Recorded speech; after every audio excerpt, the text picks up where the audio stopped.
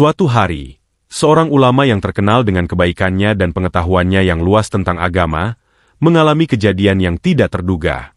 Saat beliau sedang berkendara untuk membeli bensin, motornya tiba-tiba disita oleh petugas Dinas Perhubungan, Dishub.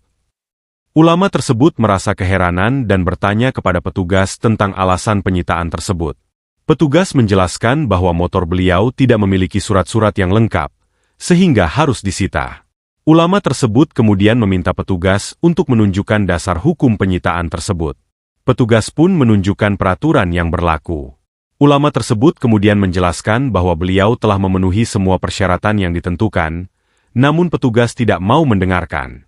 Melihat kejadian tersebut, seorang warga yang kebetulan melintas di tempat kejadian tersebut berhenti dan bertanya tentang apa yang terjadi. Ulama tersebut kemudian menjelaskan tentang kejadian tersebut.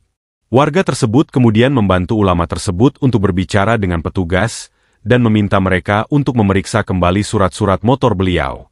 Setelah memeriksa kembali, petugas tersebut menyadari bahwa mereka telah salah dan meminta maaf kepada ulama tersebut.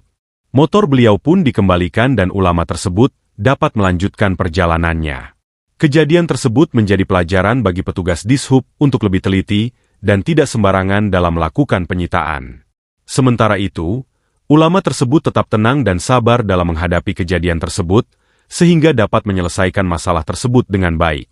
Setelah kejadian tersebut, ulama tersebut melanjutkan perjalanannya untuk membeli bensin.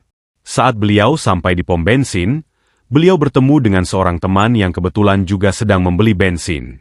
Teman tersebut bertanya tentang kejadian yang baru saja dialami ulama tersebut. Ulama tersebut kemudian menceritakan tentang kejadian penyitaan motor oleh petugas Dishub. Teman tersebut kemudian berkata, "Subhanallah, Anda sangat sabar dan tenang dalam menghadapi kejadian tersebut. Saya pasti akan marah jika saya berada di posisi Anda."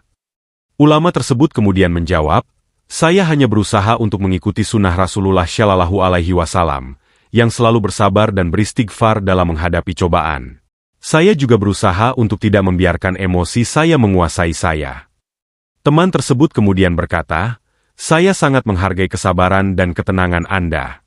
Saya akan berusaha untuk mencontoh Anda dalam menghadapi cobaan." Ulama tersebut kemudian berkata, "Saya hanya berusaha untuk menjadi hamba Allah yang baik."